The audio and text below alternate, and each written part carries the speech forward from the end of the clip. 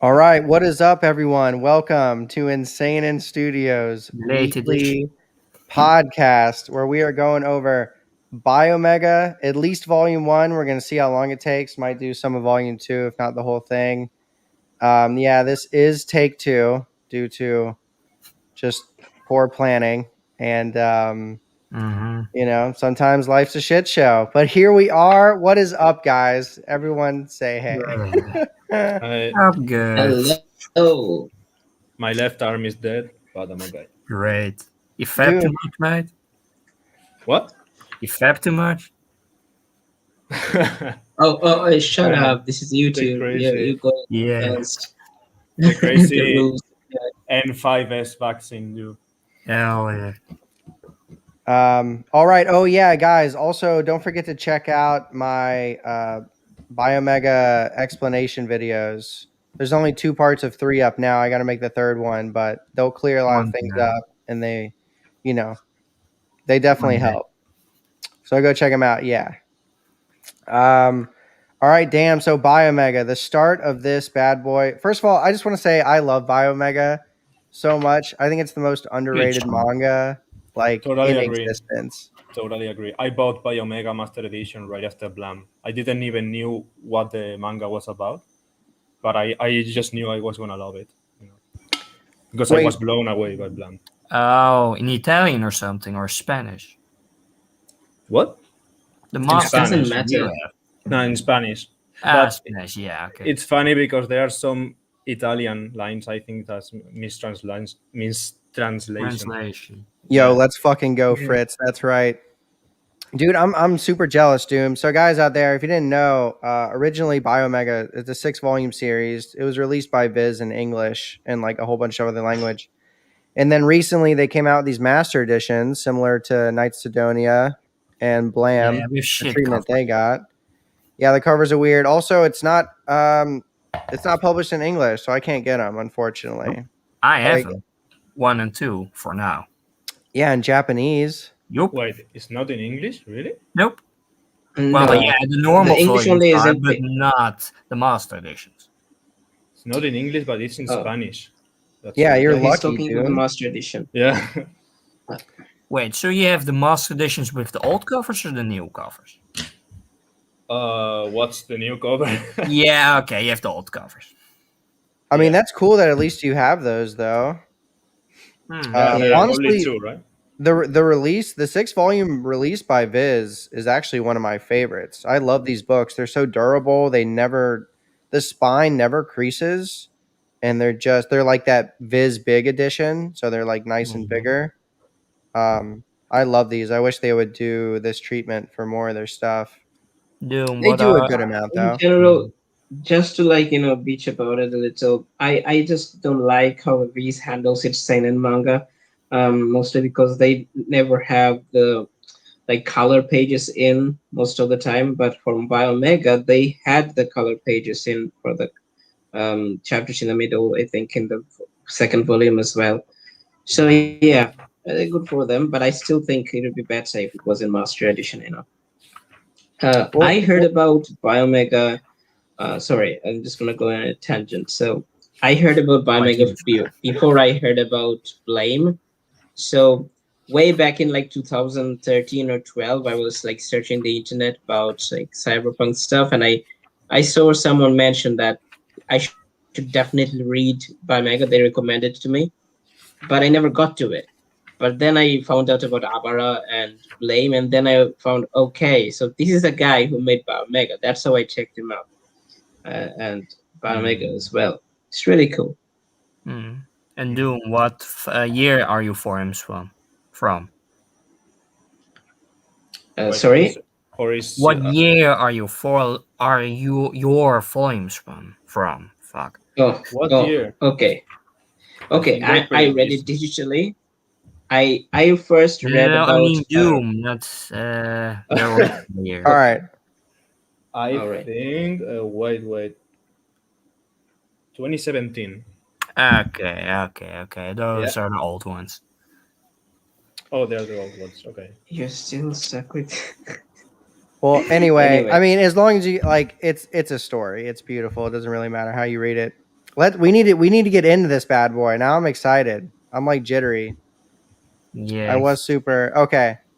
So Biomega Volume One. It starts out with a scene, and they're actually on Mars. Takes place so Neat. 3005 AD. Mankind successfully completes its first manned flight to Mars in 7 centuries. We see 2 astronauts. There could technically be one more in the space shuttle in the back, but we're unsure. Who knows? Who cares? And they're coming across this looks like abandoned Dome? facility that looks like people used to do research in and live in potentially. And It got abandoned. yeah, something Oh, went down. We'll learn very Here's the shortly. thing. Here's the thing that Oh, no. 3005 we see that how the year starts as we go along. As this manga was this monthly, right? This manga was Yeah. monthly. About yeah. So after like 12 chapters, you will see that 3005 will change to 3006 just to match with 2006 because 12 months have passed. So it's kind of funny. The time is really irrelevant. It's just way in the down in the future. Yeah, it's And, always the yeah. same. Oh, that is cool. Yeah. Anyway, so we get some weird stuff. Like they look at this wall with these insects on it, and it's like it could be sort of symbolic because there's like a caterpillar to a cocoon to a Or just research that they did, I guess. yeah. Oh, and then we see this girl, and Ooh, she's body. Who would it be? it's just like a mystery right now. Yeah, it's hard That- to talk about this part without spoilers, but Yeah, well- you can tell she's not normal because she's not wearing any suit. Very true. Nope. Yeah, doesn't have to wear a suit. However, we see later this guy take his helmet off. Like at the end, we shouldn't spoil anything, guys. Just be aware. Like this is this is like super important to the story. But this is this only like short scene we get, and then we flash forward or we flash back to forward to Earth 6 months later. So that shit was happening on Mars. We don't really know the significance of it yet. Or do you think we should just talk about it throughout the story? Yeah, Like, relate yeah. everything? Let's just go with it now. Like what we see right now. Okay, cool. Yeah, I can dig that. Because, like, for first-time viewers. Yeah. Okay, yeah. Bilgee's like, please don't spoil the rest of the volumes. Okay, Ogul. We won't. So 6 months later, we're back on Earth. We're going to save what just happened for future talk. Guys, by the way, Biomega jumps around in time. A lot. A lot. And it's actually super confusing. When I made my timeline video, like it took a long time because I had to like map out every time it references a year in the past or present or future and like make the timeline. It was actually very difficult for Nihei. Yeah. Obviously, Nihei probably didn't expect everyone to have to do that, but yeah, that's why he made cost that easy. That's the reason he got that. But yeah. Anyway, enter our boy Zoichi flying down this badass motorcycle at 666 kilometers per hour. Yeah, Mars. I'll say. Yeah. Oh yeah. Yeah, totally, Fritz. We just get thrown into the story. Nihei does that a lot. And yeah, he's coming upon this huge, it's actually an island, guys. This is Island 9J0. And it's a reference to a painting of the Eyes of the Dead. It's like Greek mythology, basically. It comes in more works like in Noise and Noise. Basically. And Zoichi's just obviously this guy is a badass. Like, look at his bike, look at his suit. He's going super quick. Man. Hits the brakes at the front. Oh, sweet. And guys, here we go. Toa Heavy Industry sent me. I'm here for the purge. Open the gate. Straight down to business. We get Toa Heavy Industry back in the story again, like right away. This reminds me a lot of like Judge Dredd kind of vibe, like so badass with a motorcycle, just opening the gate. Like he has the authority, you can see it. Like just from even though we don't see his face, the way like the character is handled, it's really great. With so much energy in it. Yeah. And then the gate opens and he's like whatever. Like when it is warning, due to the giving all the warnings about the place and stuff, it's like whatever. It's just a rule of cool. Yeah. So guys, we don't know right now, but this island's on lockdown for some reason, and Zoichi shows up for a purge of some sorts. So obviously some crazy shit's about to go down. And yeah, just his attitude is just like whatever. Fuck you guys. Doors open, and then we enter this like giant city, beautiful architecture type stuff Outstanding that from the get-go. that Nihei's always been known for. And look at the verticality, all the possibilities it gives with the writing scenes.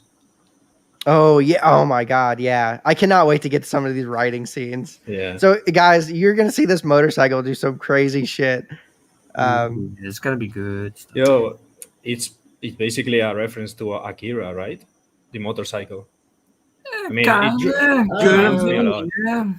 I mean, it could have been kind of inspired by it, maybe. So what I've noticed too, a lot of cyberpunk classics that influenced later works, motorcycles were just like a part of the theme that happened in those shows or stories or books or whatever. Yeah. And okay, so Zoichi starts. He's like status. He's talking to this girl that looks like an AI that's in her motorcycle. That's in his motorcycle. Do you? She's scanning, doing her thing. Just conscious. What's up?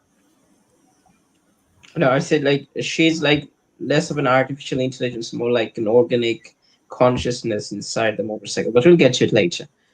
Very Anyway. true. Very true. So she's like searching all the cameras. This is super futuristic. Like, you know, who knows what we're capable of? They're capable of some pretty crazy stuff. She's confirms human activity most appear to be drones, infected drones. She says the N5S virus is out of control. What will you do? And he says start with camera 1 and keep going. Okay. So it looks like they're like looking for somebody in this city where this infection broke out. Mm-hmm. And he's zooming along. Yeah, Mars? And then we get this great body horror with the zombies. Yeah, so he drives around for a while and notice we get our first appearance of, oh my god, that's so beautiful. This just I've never seen a better zombie design than this. Yeah, oh dude, I love the zombie designs. This is so great. The zombies are like a mutated form, like something from an 80s horror movie. So like the Thing or something. Yeah, dude, they're almost like yeah. John Carpenter stuff. Yeah. Anyway, he just like dodges around them. He's not really cared. But guys, these are the drones that Fuyu was actually talking about. So Fuyu is the female AI. Yeah, for now she's just an AI. Honestly, she never really. Well, we'll get to it.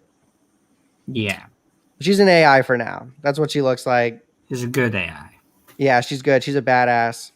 And then, he can't stop in time. He's about to run into this girl who looks like she's uninfected. Which turns is really weird. Yeah, he hits the brakes, but still smashes into her. Bike goes flying, and then she's just on the ground, all bloodied. And her leg is just almost severed. Yeah.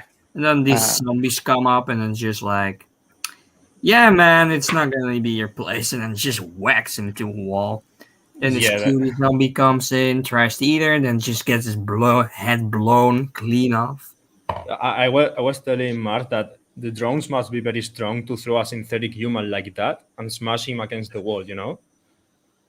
I mean, yeah, they're mutated so much that they just evolve in a kind of way. Well, kind of evil. Yeah, we could say whatever kind of virus is infecting these people that turned them into these drones definitely enhanced their physical capabilities. Because before Zoichi can shoot them to protect the girl, he just fucked up. He gets thrown back. The drone's thinking like, I can teach you, so get out of my way. He recovers though. We learn Zoichi, guys, protagonists in Nihei stories, kind of indestructible a lot of the times. He recovers and just blows this girl's head off in a beautiful. Yeah, I already said. Oh yeah, my bad. a beautiful panel of just blood and her teeth. Gore It's and like half her guts, face man. is gone. Yeah. And you can tell how the speed of the bullet, It's Yes. extremely. Velocity. Guys, you'll see this later on, but Zoichi, it seems like Zoichi can fire off like a dozen rounds in like half a second. Like it's insane. Yeah. His capabilities and his gun is badass. It's not on the level of like a GBE, but we'll see it do some pretty cool stuff in the future too. And God, I just love this artwork. It's so sick, dude. It's just like Last no work that he did, it's a shame, really. Yo, can I ask you something? Would you prefer to have Killy's GBE or Soichi's pistol? Killy's GBE. No questions. For me, It's I way would more like dangerous. Joichi's. Yeah, I would like Joichi's one just because like I don't have to worry about all the recharge so often if I can just fire small bullets. It's like Yeah. compressing bullets. They just so tiny and then they just explode. It's just so cool.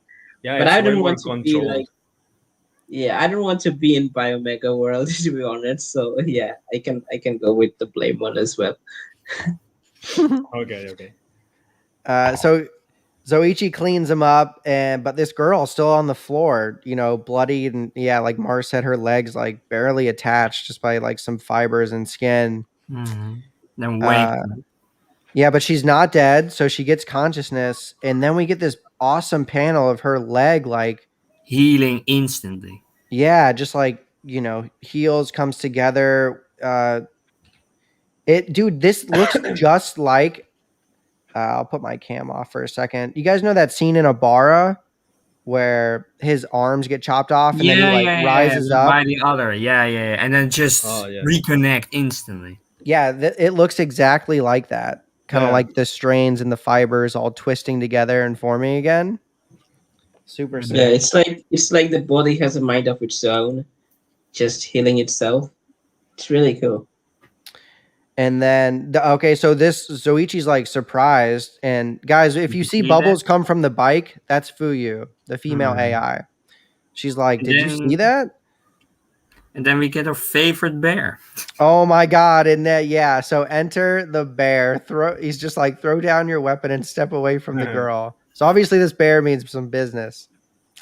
Bear's angry. Yeah, picture the moment when you're fighting drones and all of a sudden there's a talking bear pointing a sniper rifle at you. Yeah. And guys, this seems like the first human they've come across with these healing capabilities too. So these guys, they're just like, what the fuck's going on? Talking bears, healing little girls. I don't know. Hell yeah. And then, dude, this bear is so funny. What's the matter? Never seen a bear before? He said, interesting uniform for the public health service. Are you with the compulsory execution unit? Man, hey guys, you're just kind of gonna have to get used to these terms. Like they throw them around like crazy. We'll use PHS, short for public health service, and CEU, and DRF later on, obviously. The Spanish version has some side notes about all of this.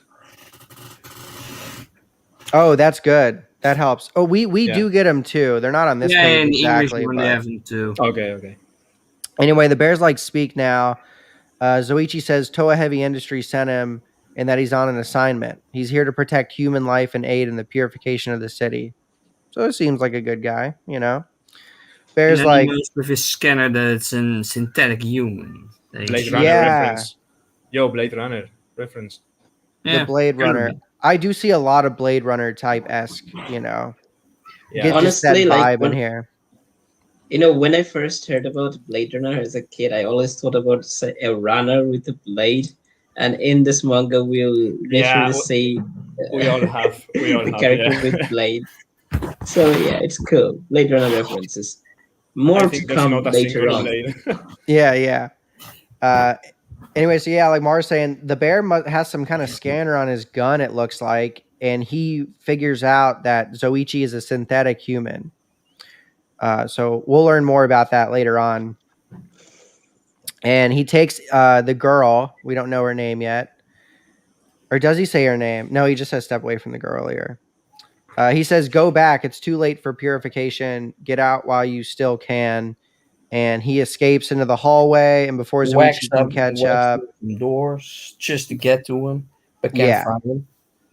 So this is actually curious. I've always wondered, like, how did that bear get away with that girl? He must have known some kind of like secret passage or something. Yeah, probably. And it's curious, guys. Obviously, there's something special about this bear. For one, he can talk, and the girl's not infected. So, and it's not really by the time he's not really there. Yeah. Yo, what's up, Kevin? Thanks for joining. Hey, Nova. Nova Supply. I haven't seen you before. Welcome. Yeah, sorry. Sorry. So the bear basically gives away the identity of the girl in a way. So the bear says, "Eon, come with me," and basically that's how the AI immediately knows. Yeah. Oh, he does say Eon. Yeah, you're right. Yeah. And then so Zoichi kind of goes back to his bike. Fuyu is like, "We found her, didn't we?" Zoichi's just like, I fucked up. First, I almost kill her, then she gets away. He's more emotional than killing. Yeah. Oh, Zoichi is very he's very human. Yeah. Fuyu's like, it's a mess, but look on the bright side. We're ahead of the game. Thanks to that bear, we have her ID. So we got her name. Eon Green, 17 years old, parents deceased. According to her records, she lives alone at her grandfather's place. Given how quickly she healed from that collision, she must be an accommodator of the N5S virus. So, guys, we can put together that an accommodator of the N5S virus is basically someone who, they might be infected by it, but it doesn't turn them into a drone per se, like the other zombies we've seen. So it's like the ability, it's the same thing for COVID-19. Like maybe you get it, but your body naturally just isn't like, it won't affect it. And you can get some benefits. Yeah. So obviously whatever this virus is gave her healing capabilities, or did it? There's a lot of mystery going on, a lot of confusing shit. So we'll just play it by ear for now. And then, okay, cool. Chapter 2. See, the eco freaks were worrying over nothing. Bears survive far into the future. Kevin. And it's just a nice span of the architecture in this works. Like it's almost fairy tale and then Blame-esque in one.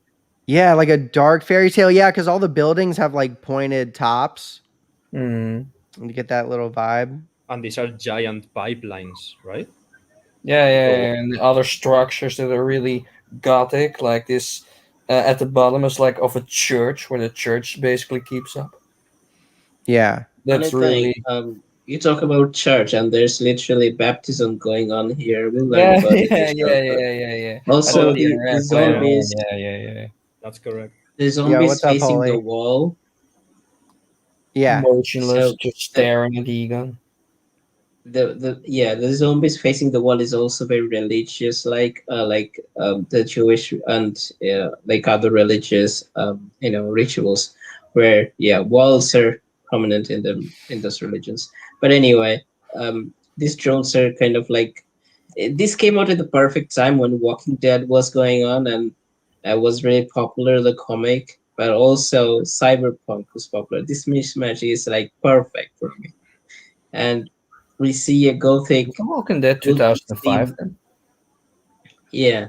So no, it was still there, right? So I'm talking about like how it's a perfect mix between the two, and we'll see later in this page where the motorcycle is at the edge of the building, and we can see the moon, the big moon. It's the perfect gothic kind of picturesque thing you can have, and we inside this cyberpunk scenery. So it's really cool. Reminded me a little bit of Vampire Hunter D. Yeah. So with the moon in the background and the castle, and it's almost like a Dark Souls landscape.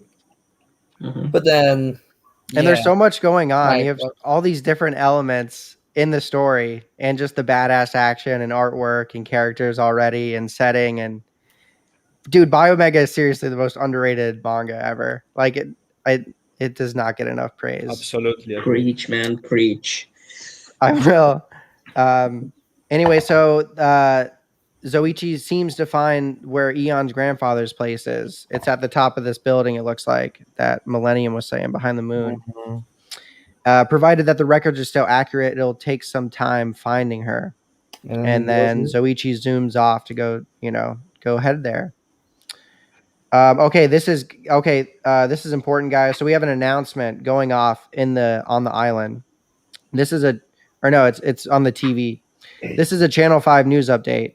Maxi Security Containment Facility purification activities continue in South District 7. A large number of N5S infected individuals are now surrounding MSCF7, short for Maxi Security Containment Facility, which he already said. So going forward, will probably just be MSCF7. There's a lot of terms like these, guys. I would recommend your first read through, like, honestly, write the shit down that you don't know what it means to remember, because it'll definitely help you. If you're not prepared going in, or you can just enjoy it for what it is. But if you're not prepared going into Biomega for your first read through, you're going to get lost and confused. It's just going to happen. Did it happen to you guys? What was your guys' first I remember like?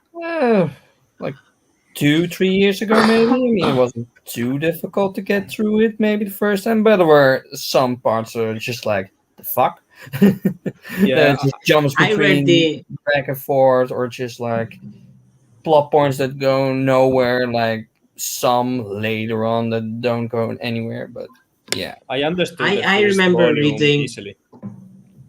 Yeah, I remember reading online scans before the official scans came up.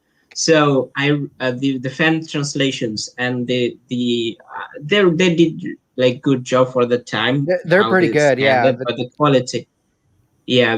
But I read it from a secondary site where it was much more compressed, so the image quality kind of made me more confused. Yeah.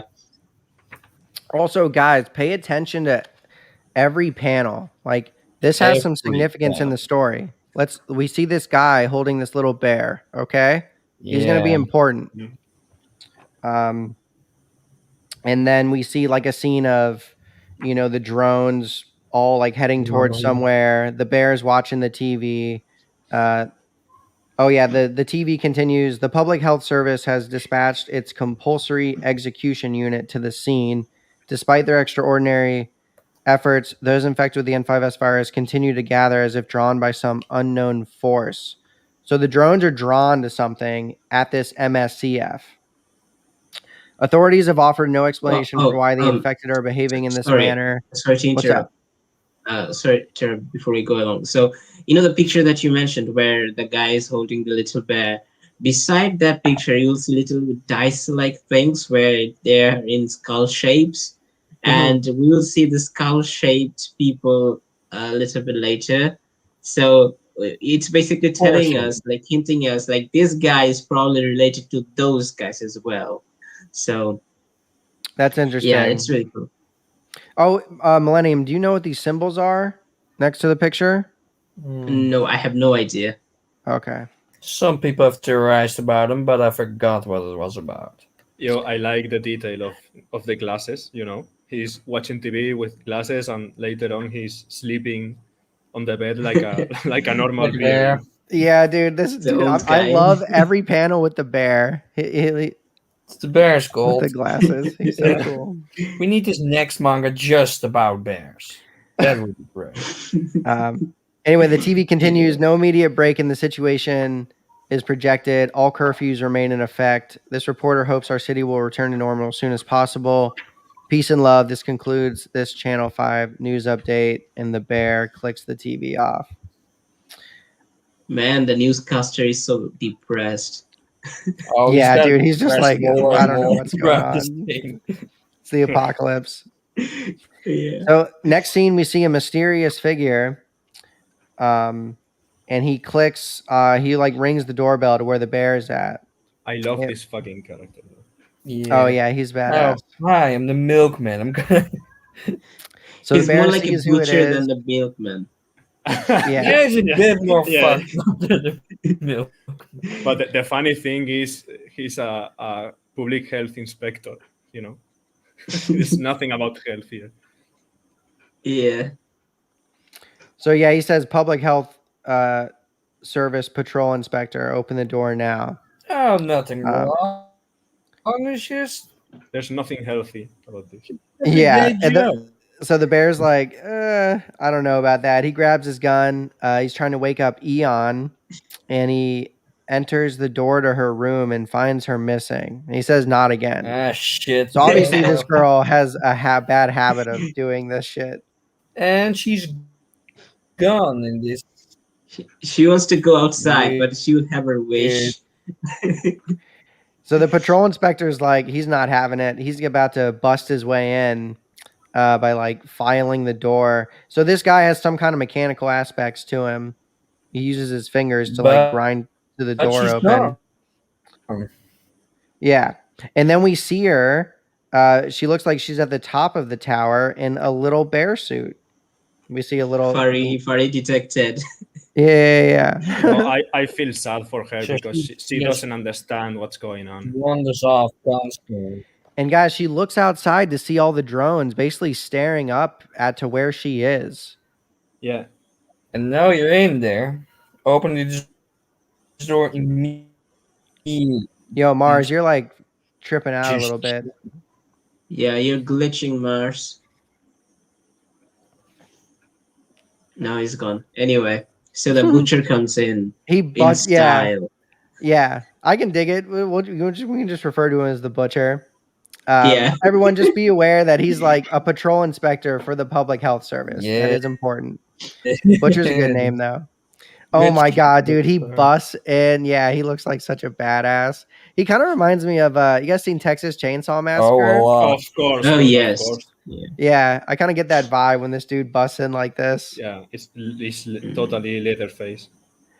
Yeah. So Fuyu, he has eyes in his head. If you look closely, he looks up, but it's just a little bit of like the tiny eyes in his head. It's kind of creepy, isn't it?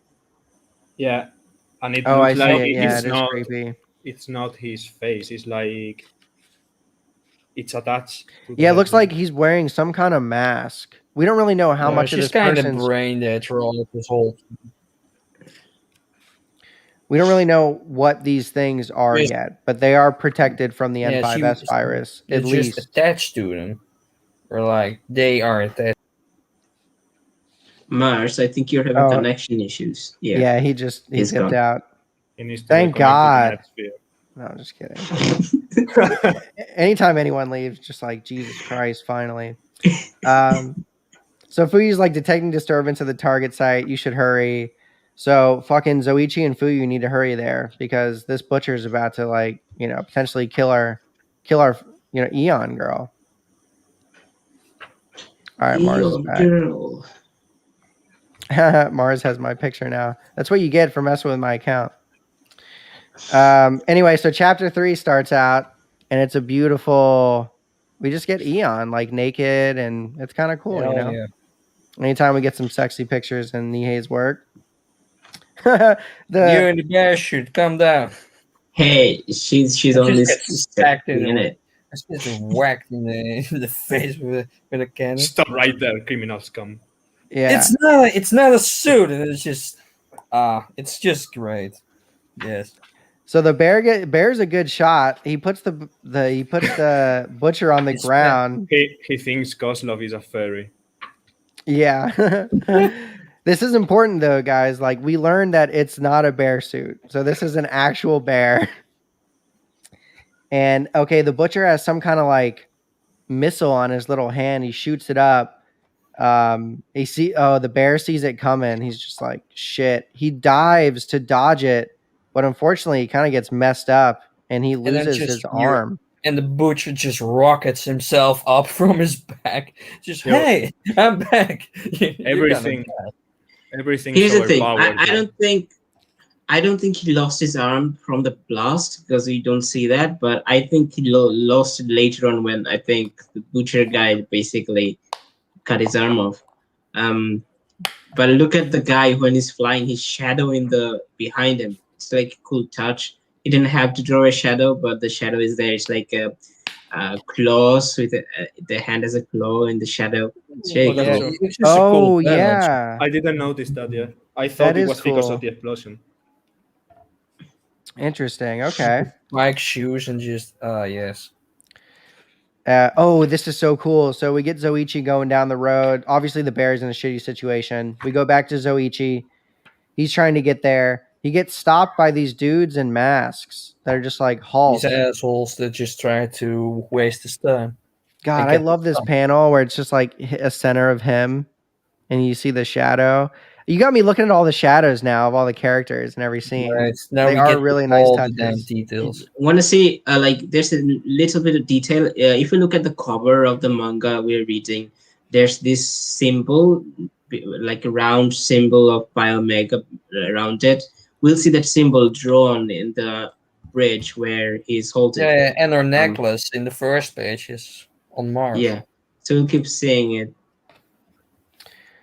Anyway, they're like, halt. Zoichi does stop. It looks like these guys are the Public Health Service's compulsory execution unit. And they question Zoichi, what are you doing here? Anyone breaking curfews to be considered infected with N5S. Zoichi says he's here to help and that he's just like, let me through. They say they have to clear this with Central. Can you confirm? They try to get him off the bike.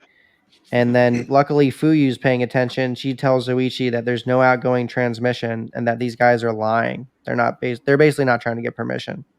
She says we're being played. And they hear an explosion up at where the tower is, where they're trying to get to, where the bear and Eon. So they realize they don't really have time. Oh yeah, plus Fuyu's like, audio analysis confirms that was the rifle that the bear was carrying. I said, move it, buddy, and then just grabs his gun and whacks all these guys in like half a second. This is so cool. Persuasion attempt failed. Yeah. Guys, we'll see so many scenes like this where Zoichi just busts out his gun and then like half a second later, there's like heads and there's holes in everyone's heads. Like it's insane the speed of this man. Yeah. Dude, the first time I read this, I was just like, holy shit. How fast is this man? Like, what is this dude? He's crazy. I love him. I gotta say something about that, but I think I'm gonna wait to the scene which you are referring to. Okay, sure, yeah. And then next page, they all fall down, and Fuyu's like have face palm and like, really, really, dude. I mean, he really had no other choice. Like he had to do it. For me, when I first read that, I didn't read it as a facepalm. I read it as like a prayer, like amen, like these people have died. I wouldn't be like in a prayer. Nah. I'm just kidding. So Zoichi makes it to the building that the butcher busted in, and he just sees the bear's arm just hanging on the floor. So yeah, I guess it could have happened afterwards. Millennium. Who cares? You lost it. Yeah, the bear lost his arm, either due to an explosion or when the dude went up there and fucked with him. And guys, this is where we start to see this bike do some super cool stuff. He uses it to go up the crazy row of stairs that lead up to the top. Oh, and damn, we're already at chapter 4, man. Holy shit. And then we see your cutie in a bear suit. And then the next panel is like the Fuyu and then fucking zombie below it. Like just guys. So these chapter covers, first of all, they're all awesome, but some of them are important. You need to look at the details in them because there'll be clues to help you figure out parts of the story. This isn't the one that's like important to like, analyze, but some are. Yeah. Mm-hmm. We'll point those out. Anyway, damn. So the patrol inspector's coming up to where Eon is. She's in her little bear suit with a little bear tail. Oh, cute. And the door just opens. Oh, but he doesn't see her because she went outside the window. She's trying to hide. Elevator. Just imagine the elevator comes and you see a man like that, all bloody. Like it's really scary. It's like app that she just gets scared out of her mind. Like, oh no. Also, the elevator is like retro. It is like a super old school elevator style where it like opens up like that. Yeah. That adds to the creepiness. It adds to the creepiness. Yeah. And then he says Yeah, and then he says like patrol inspector, I have orders from the public health service. I'm here to bring you in, Eco Green. And then our boy just starting up, and it just shoots out another rocket. Okay, And just so lands it here's back. the thing. Whenever like the elevator comes and there's a thing, I like the lettering. It's like kind of quirky in the lettering of this manga. Yeah, it's kind of like the Ding. hotels in like the 1920s, or just like those vibes when they the elevators Yeah, first yeah. came around. Yeah. Yo, I'm imagining if it has like music, like normal elevator music. Just while murder and bloodshed is on his mind.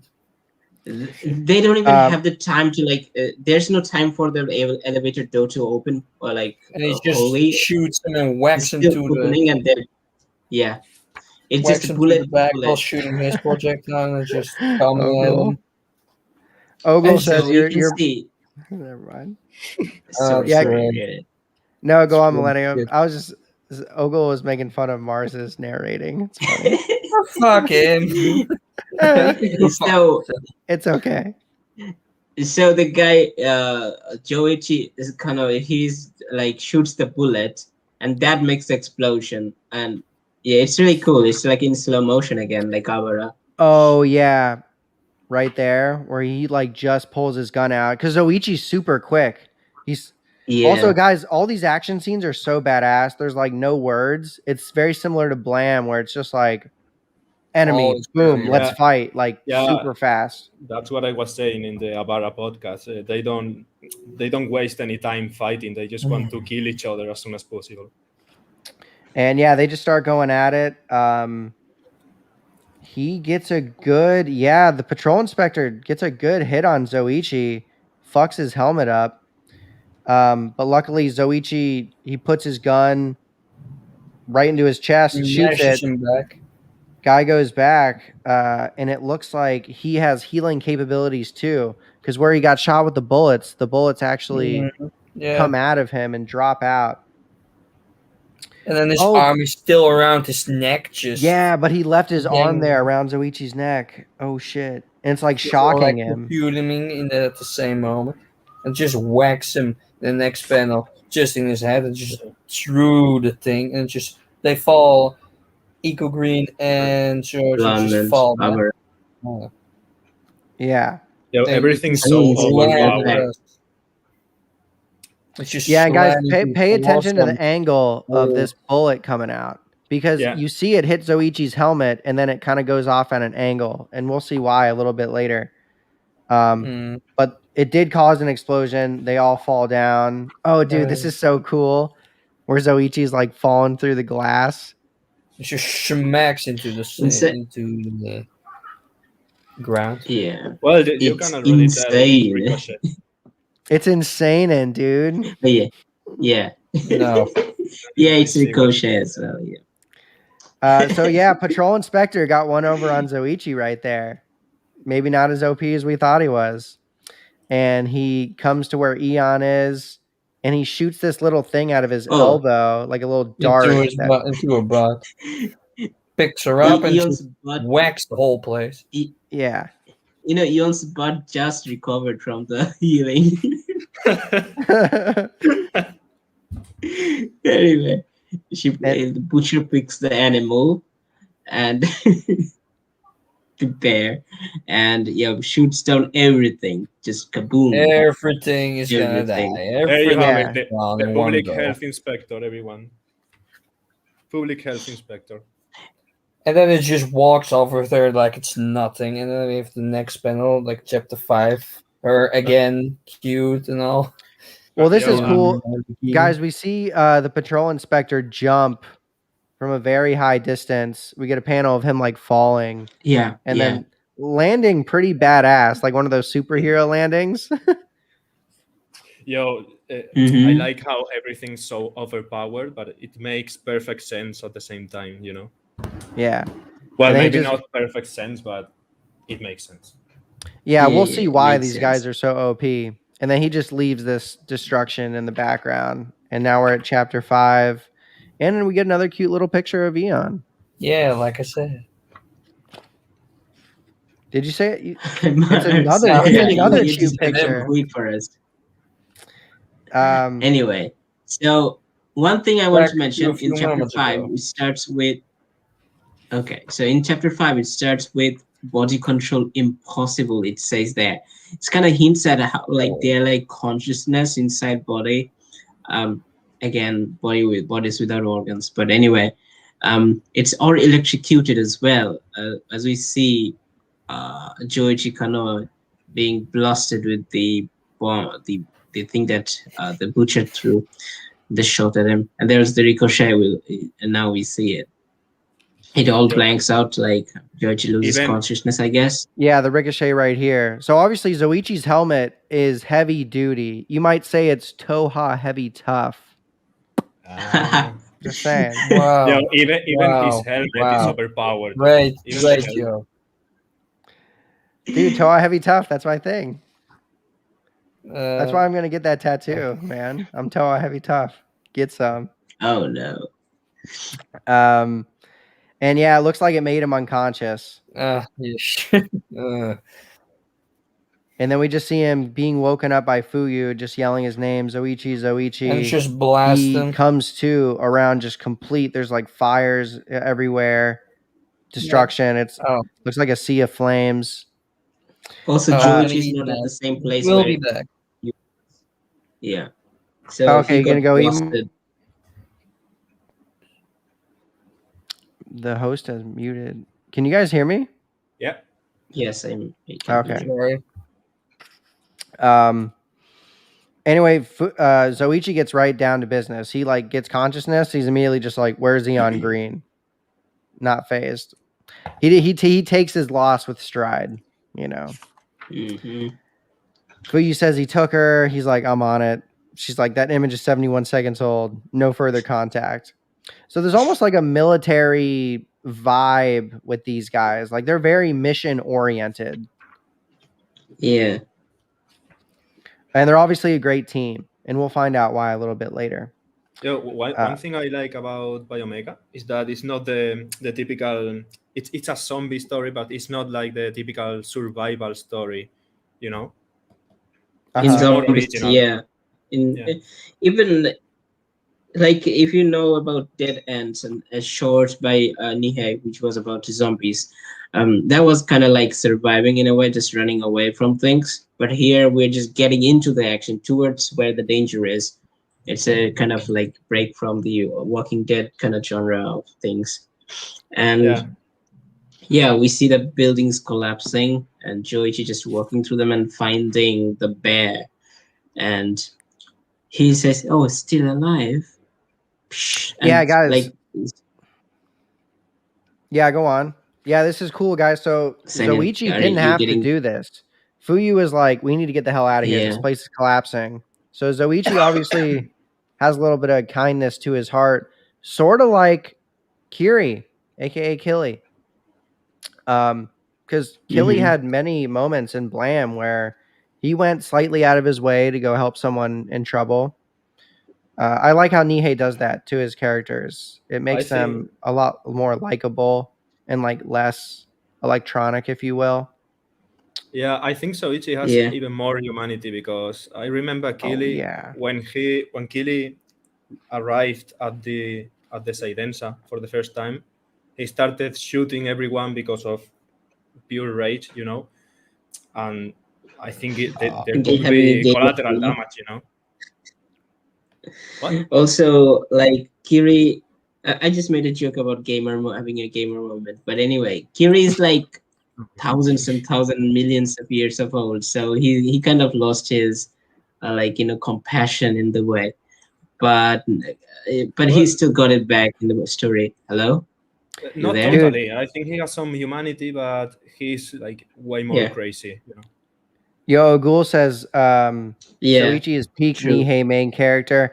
I honestly agree. I think I like certain things about them more, but Zoichi, I think I like him a little bit more than Kiri, just because of his like humanity and the things he does. Because guys, we'll see Zoichi get like pissed off and like show like different emotions throughout the story. Well, yeah. That's a hard question for me. to answer. It is tough. I mean, we don't have to think about it too much. We're just going through Biomega. I mean, I like Soichi because of the humanity, but I also like Kili because of he's like way more mysterious, Oh yeah, he definitely has way more mystery to him. Anyway, so Zoichi, he sprays this stuff on the bear's arm, some kind of like healing agent to like close up the wound. It looks like, and he slaps him. Yeah, dude, this is hilarious. Fugi's like, Zoichi, you've no time for that.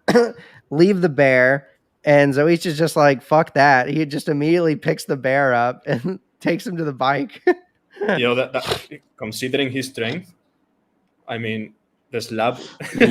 Oh my god, yeah, he bitch slaps the bear to wake him up. He probably held back his strength. Animal abuse. Animal abuse. Like, get on. Oh my god, dude, I love Nihei. I feel like this is a part of Nihei's sense of humor. Like first of all, anytime the bear is on screen, I find it hilarious. And then shit like the slap is just like the bear's face. Anyway, he wakes up and he's just like, get on. Like, we don't have time to talk. The bear's like, who are you? Fugi's just like, just get on now. The bear probably is like, well, I might as well listen to these people. Look what's going on around me. And oh my god, we get a lot of funny scenes with the bear on this bike. Yeah. So okay, Zoichi starts riding through the building like he's about to burst out of this window coming up in front of him. The bear's just like, are you out of your mind? We'll never make it. And obviously Zoichi doesn't give a fuck. And guys, we see a few panels in a row of just like the crazy awesomeness of this bike. Like the traction it must be able to gain really down the curves of these like buildings and the cones and shit. Oh yeah, it's true. It's really cinematic as well. Like we're looking through a storyboard of a cinema, and it's also picturesque as well. So it's really cool. We see the curves way like on and on in the later manga's volumes as well. And yeah, and the motion, like look at the bear's face in that scene, like where they're just jumping off that curve. Yo, and just when I thought Nihei couldn't surprise me anymore, we get an ET reference. Oh, right here. Yeah. Look at the bear. I can see that. Also a fun tidbit. They also made a joke in the mature rating.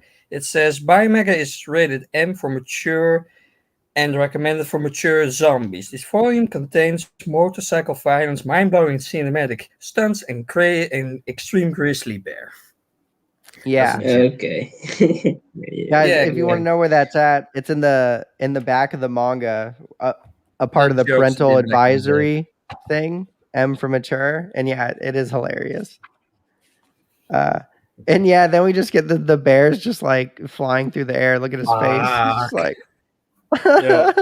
Inseinen. Before I started reading Biomega, I made a list of things I didn't expect to see here, and the last one was an ET reference. Oh yeah, that is crazy. Okay. I honestly, I should have put two and two together. Destroyed. Oh, when they're just chilling now and all the destruction in the background. Yeah. Okay, on to chapter 6. The title cover is just a bunch of drones. So guys, these are actually drones. They're not really, I mean, it depends on what your definition of a zombie is, but in the story, they're drones. They're infected individuals with a virus. So they just kind of have that zombie vibe. They like look like that.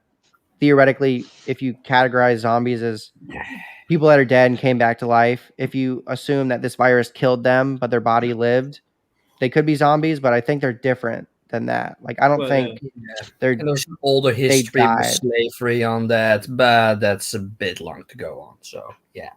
Yeah, let's not get into slavery. What's up, Doom? I mean, yeah, it's just an horde kind of monster, Yeah, super horrifying. And okay, we got a little slow time, so they get away. We got the bear, but we don't have Eon. The bear's like, wait, if Eon is infected with the N5S virus, why didn't the patrol inspector kill her? Fuyu says, guys, this is important. Pay attention. She's not just infected with N5S, she's an accommodator. The bear's like, an accommodator? What's that? Fuyu says, even though their bodies' cells are dronified, accommodators retain their normal external appearance and sense of self. We're not sure why. Pay attention. This actually gets debunked later on that Eon's an accommodator, and we'll find out why. There's something else special about her. But and it's not really a spoilery thing. I just want to let you guys know this so you're not confused later on. Because there's contradictory things in this story because the dialogue is from the perspective of the character. It's not like Nihei telling you exactly what's going on. It's just from the perspective of this character, here's what they think is going on. And those contradict each other throughout the story. So just be aware of that. Okay. So the bear's like, so the public health service plans to use Eon Green for experiments or something, but you want that prize to go to Toa Heavy Industry. So the bear still kind of thinks, Zoichi and Fuyu are just out for personal gain and they're not that great of people. He's like, you guys just want her for your own shit. But Fuyu says, not at all. We came to 9J0 to find and protect accommodators. We can't risk their lives on research or experiments. It's way too late for that. So obviously shit is hitting the fan. It's way too late for even that. Too late, he says. Why? Did you know that? Oh, yeah. And then Fuyu says, did you know the DRF sent a survey team to Mars last year? And then, guys, we get little text on the page. So the DRF is the Data Recovery Foundation. And the Public Health Service and Compulsory Execution Unit of the Public Health Service are a part of this Data Recovery Foundation, aka DRF. So, like I said, a lot of things to remember. You can just try to remember because it helps. I got lost the first time I read it because I was forgetting how everything correlated to each other. Anyway, she says the DRF sent a survey team to Mars last year, which kind of goes back to the beginning of the story where we were on Mars. So obviously the people that went to Mars are associated with the DRF in one way or another. That's good. 2 points to connect. That'll make sense later on. The bear's like, yeah, so what? They sent people to Mars. Why the fuck do I care? Fuyu says 28 hours ago, that vessel returned to Earth. Okay, so we can assume the little vessel, kind of like where they landed on Mars with. Yeah. That is the vessel they're talking about. So it came back to Earth, and the bear doesn't really know what that means yet. Fuyu says, shortly after achieving Earth orbit, the ship had some sort of catastrophic accident. The DRF recovered several fragments that fell into the Pacific. The bear's still like, okay, I'm still confused. What does that mean? And then we see this picture out in space of supposedly someone from the DRF ship. What's up, Millennium? This guy, this thing just looks so funny as well. This is like a giant mushroom man flying in the sky. If this was from like Albara, I would think like this is a superhuman who's just flying, but no, this guy is dead. He's dead mushroom. Yeah. So guys, this is obviously someone that was on the ship that returned who was infected, and he's actually, if you look really closely, you can't tell by looking at my little screen, but there's little spores coming off of him down onto the Earth. And is it just me or the whole Earth in one go? Yeah, so this dude, infected individual in orbit with the spores coming out of him, he's in rotation, right? Spreading them all across Earth. That's what's causing the human race to become infected right now. Giant problem. Is it just me, or he seems like giant to me? I don't know why. I think it's just normal size. I think it's the perspective. It's just the perspective. Yeah. I thought he was like he had grown in size, or something. Yeah. The first time I saw it. But look at his shoes. Do a bit, but not that much. Ogle's like, oh shit, is it a Ghana? Agana. And guys, I know I'm dialogue heavy right now, but like this is important. Ghana is from the other mangas if you haven't read. Yeah, Abara, and also from Anyway, so the bear's like, what is that? A drone? Fuyu's like, yes, most likely an infected crewman. Also, guys, something to note, which will put some dots together. Fuyu mentioned that the DRF recovered several fragments that fell into the Pacific from the ship, which will make sense on. I'll get to that later. But just that's sort of important. He's like, have any active nodes form? And he's talking about the panel is of like this spore mushroom type thing on the crewman in space. Have any active nodes formed? He's drifting in low orbit, scattering spores across Earth's surface. And the bear's just like, oh my god. It's just like one of those moments, like, oh fuck. Oh my god. And then Fuyu says within the next 24 hours, the N5S virus will spread to all regions of the globe. So they're calling whatever is infecting these people the N5S virus. He says in the Spanish version, he says "Madre mía," which is "Oh mother." Oh really? Yeah. Yeah. Tanakaze getting the robot ogle. What? Getting the robot. That was a Knights of Sidonia reference. Oh, guys, if you're new to the channel, we reference Nihei works because there's so many similarities in them. Yeah, getting the robot is more like a Neon Genesis Evangelion. Yeah, getting the robot. I was saying "Fly Me to the Moon" as well. Anyway, let's move on. So yeah, the world's about to get fucked with these spores and the virus. And the bear's like, why aren't Toa Heavy Industry and the DRF working together on this? Fuyu says because the DRF refuses to go public. So we know the DRF is shady as fuck. Number one, they have these like CEU people that aren't infected either because of masks or some experiments, which we'll get to, but they're shady as fuck. Okay, just be aware of that. Yo, the DRF has... Yeah, what's up, Doom? It would be funny if Nihei would have added a note saying like, in summary, the world is going to shit, basically. Yeah. For the ones who are not following the story. Guys, this is like an apocalypse story. Yeah. Well, I was just about to say it's already. Yeah, that's pretty clear. So the DRF ongoing... Sorry. No, you're good. So the DRF has already abducted several accommodators from 9J0 and hid them away. So that's why we can think that's why the public health inspector wanted Eon, because they're trying to abduct accommodators, people that aren't affected negatively by the virus for some reason or another. So that explains that part. Also, the Public Health Service began readying the compulsory execution unit for this action before the team was sent to Mars. And then she says, understand, ? The bear's just like, nope. And then she continues, the DRF knew the N5S virus existed on Mars and has been preparing for this incident for over a year. Okay, so more shady shit about the DRF. They knew what was on Mars, and they started preparing for basically this apocalypse type event on Earth in advance before they even sent the ship to Mars. We don't really know why yet. It's so like they wanted it to happen. Yeah, for some reason or another. So they drop the bear off. They ask him if he'll be all right. He says he'll be fine. He can get to the island sub-sea levels from where he's at. And Zoichi gives him like a transmitter. And he says, by the way, my name is Zoichi Kanoe. And then you look at this face. What a nice guy. Like, you know, he's got a little bit of a smile-ish. Nicest looking Nihei character ever.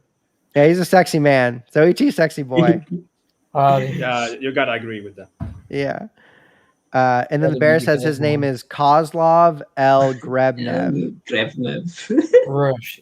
This is important. Everything is important. Yeah, guys, every little thing's important. It's crazy. I know I keep saying that, but remember this bear's name is important and who he is.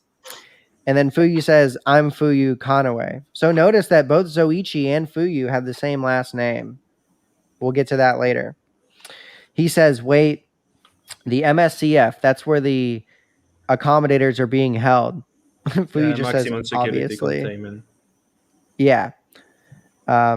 He's like, "Well, I saw a news report about hordes of drones surrounding MSCF-7. And they put 2 and 2 together that the drones are attracted to accommodators. That's kind of like what they have to go off of now because of what we've seen. And the fact that the bear says that, they're like, guess we're going to MFCF-7 then. 2 and 2 together, that's where the accommodators are. That's where Eon Green probably is."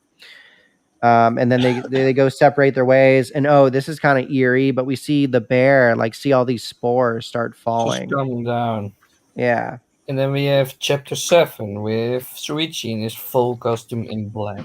Oh my god, dude. This chapter, dude, the rest of this volume is like one of my favorite parts of the entire manga.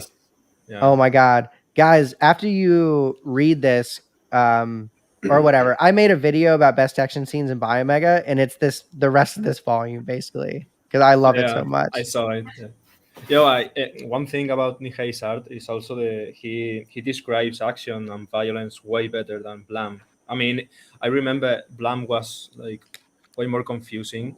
I had to read the same pages over and over to understand the melee fights and stuff. Were kind of confusing, the description, It has improved a lot in Biomega. Yeah, you're talking about the action choreography, the paneling, and okay, yeah, I can dig that. I definitely think it's improved. The action in Biomega is so fucking good. Yeah, absolutely. Well, I've already narrated this whole thing before, so you already know. Yeah. The whole action scene. I guess we'll get to it. Oh, this is so cool. So this is so badass. So the scene starts off. Zoichi clips in his mag into his gun. Fuyu's just like, "I've identified Eon Green's pheromone signature in the area of MSCF-7. And then it just gets ready, gets his axe out, and it's just whack some zombies. This axe is so bad. Dude, this panel of him right there on the bike. Oh yeah, retractable axe. Yeah. Oh my god, it's such a fantastic scene. Like, I can legit look this kind of weapons and motorcycle. Yeah, it's just like, yo, shit is about to go down right now. Yeah, everybody gonna die. And then we see this beautiful 2-page spread of Zoichi looking on. We see MFCF-7 in the distance and just hundreds of drones between him and getting to the facility. And he's about to fucking, oh my god. Well, I guess we'll find out. Yeah. Beginning facility intrusion. He takes his bike back a little bit and then zooshes over the gap to where the drones are. You're all looking at him and like, well, I'm gonna be fucked. Oh my god, dude. The first panel that starts this killing scene is just so beautiful. We got blood. There's heads in the air. He's coming this is before his bike even lands. The bodies are just split in half and flying. And everything happens. Everything happens in seconds. Yeah. And then guys, this whole scene is basically him driving his bike through just killing everyone that comes in his way. We see this cute zombie just get whacks her head off, which is in the other video. Notice the cute drone girl, guys. Hell yeah. Nice little touch from Nihei. I appreciate it. And dude, he just cleaves a beautiful path through everything and finally makes it to the ramp. And he's going towards the MSCF-7. It looks like they have some kind of defensive artillery. Fam's like, man, these scenes are cool as fuck, dude. They're so this is so cool. Rockets coming out, and it's just, and he shoots one down, it's just whang, and just all the other rockets just go haywire, and just yeah. And also the structure, the silhouette of the structure is extremely simple, but you can tell how big he is, how big the structure is, Oh, when they get closer to it, yeah. Yeah, it's like a fucking square, but it's gigantic because of all the drones. Gigantic cap, like a castle that's been incinerated. Yeah. Oh my god. there's like words can't explain how like cool and beautiful this whole scene is, guys. If you don't have the books, like go read scans online. And you should get them. It's so worth it. And yeah, it looks like so the bike has some kind of like electrical weapon that can like charge up and shoot out. And that's how they're trying to enter MFCF7 because it hits the door type area that's like has a 4 on it. No fire again, and just whacks the whole thing, and it just zoom. Yeah, and goes over the thing, and it's just whacks. The panel where he's like he's just jumping off the gap to go through the hole they made. So sick. Chapter 8 with our butcher just looking menacing. It's kind of like a castle, right? You know, a medieval castle. Yeah, they're almost all kind of castles or like bunkers or all kind of that stuff. But yeah. So guys, this is cool. Once they get in MFCF7, the staff they've already turned into drones. So like most of the facility is infected as they like navigate through. And Fuyu's trying to figure out where to go. She says the elevator's already headed down. No doubt about it. The public health service is abandoning the facility. And then Zoichi gets to the long elevator and just scales down it like a boss. Like he's holding his fucking bike while he's like going down. It's like a kilometer long too. So it just says it's a long rope. Yeah. Out of all the physics defying things that I've seen, this one is just takes the cake. Like so much long like rope inside the hand. It's just so absurd. Absolutely. I mean, I guess he does that for the sake of stealth, because otherwise I would have dropped the motorbike destroying the floor, you know. Oh yeah. Oh yeah, that's true, because he's using a grappling hook, Yeah, because when he lands, and this is a beautiful scene too. I just love like his little figure. They don't know he's there. He's being quiet. No, they're never gonna know he's there. He just whacks him in 1 second flat. Oh my god! He's just running. He's in that running pose as well. He's not sneaking anymore. He's just running towards them. And like just going back to the rope scene, it just makes me want to have like a Batman manga from Nihei. You know, it's so cool. I was getting a little Batman vibe too. Yeah, like Gotham City is like that dark, and he's scaling gaps on his bike and shit. Holy shit, you're right. Absolutely right.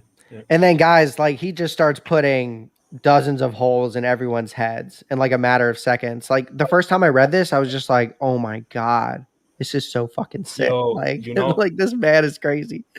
You know what this reminds me of? Have you guys played Fallout? I played a little bit of Fallout. I know Fallout.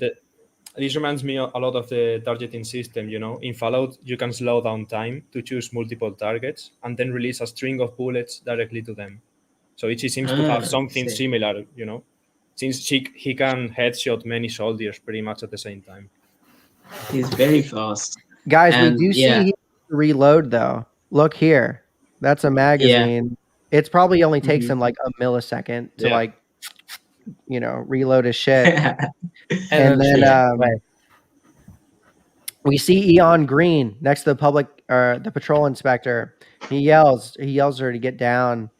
And then we see this screen where it's like point of impact, an X on the patrol inspector's forehead. And the scene of like, so guys, it seems like what Zoichi sees is like an electrical, it's like a display of some sort. You know, he doesn't have regular human eyes. He like sees a display because he's seeing all this shit.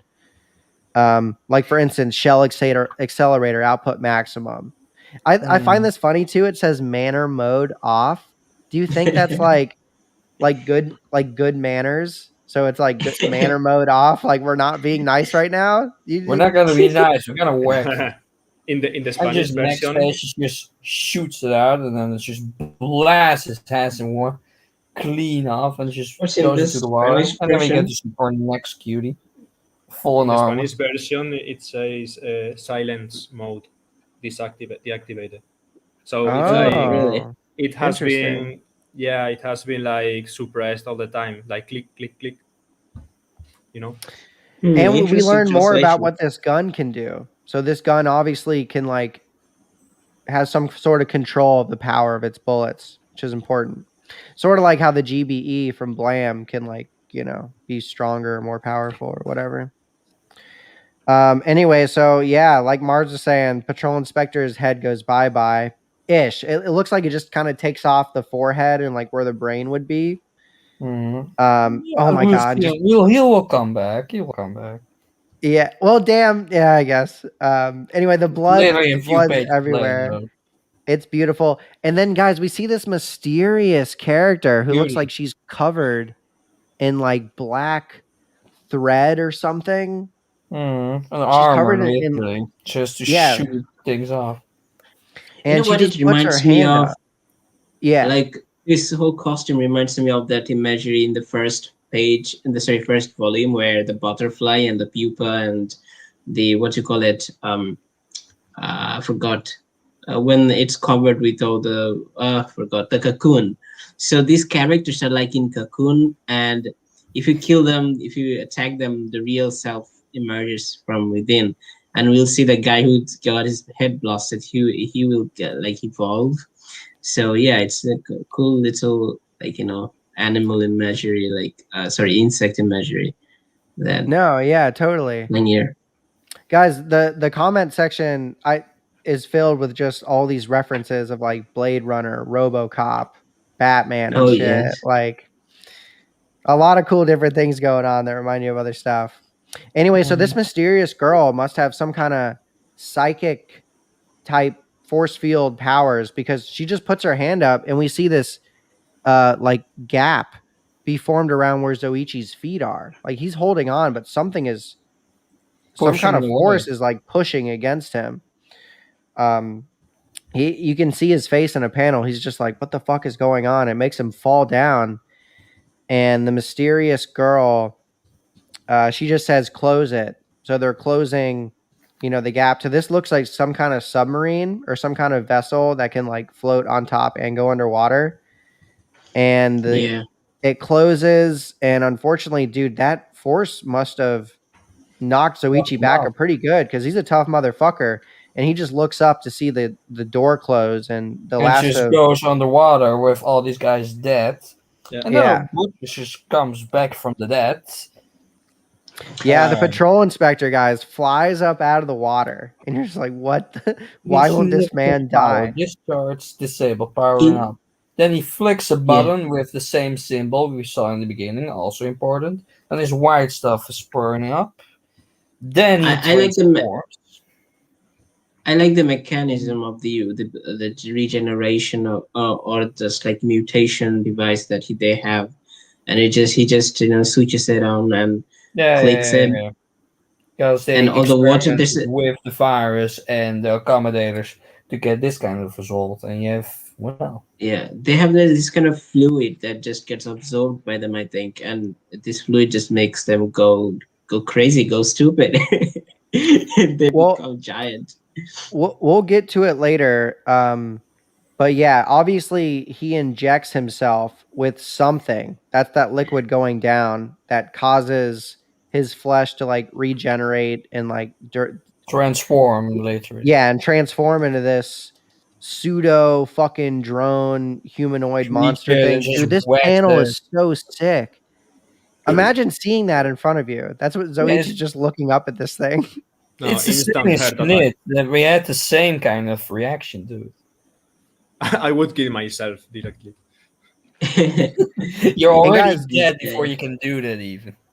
The first, I think, chapter page that's kind of important is this one for chapter 9. We see the little symbol on his chest. Literally. So it's like that. This is like a representation of the patrol inspector, but we see that he has like bones and stuff, and we see his mask. So there was, he wasn't just a robot. There's some kind of humanoid thing is what this patrol inspector is. Yeah. Anyway, he starts transforming, and there's just like swirls of dark energy, matter and shit going on around him. Yeah. And what's really interesting too, before we knew that he had like robotic type appendages at his ends and stuff, but it seems like that stuff goes away because he forms these more biological looking hands in his he bleeds. transformation. Just And new he bleeds flesh as well. creates, literally. Yeah. This is important too, guys. Fuyu is like, he's regenerating. Looks like the DRF has unlocked many secrets of the drone cells. So that's why earlier I said it was important to note that the DRF collected the stuff that fell in the Pacific Ocean from the ship, because if you put the time frame together, where did the DRF find time to study this virus and like come up with, you know, this pseudo N5S, if you will, to transform their people like this? Well, they could have done it in that time. You know, they got the samples, they started researching on it before shit could go down. And they must have, guys, technology must be super advanced for them to like figure out how to, you know, mutate the virus in a way to make something like this happen. It's not like today where it takes a year to get a vaccine or whatever. Anyway, that was my little spiel about that, because when you start trying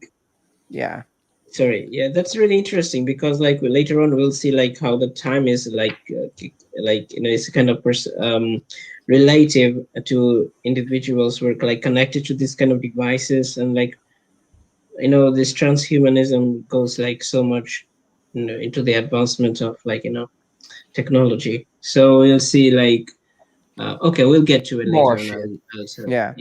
Oh, Ogle says the best panel of Biomega coming, number 9. So Ogle, please let us know what your best panel is. There's so many good ones. We see the full transformation done right here, and this is so cool. So this thing's huge, and then Zoichi's like just ready to fight it with his axe. Longer than him.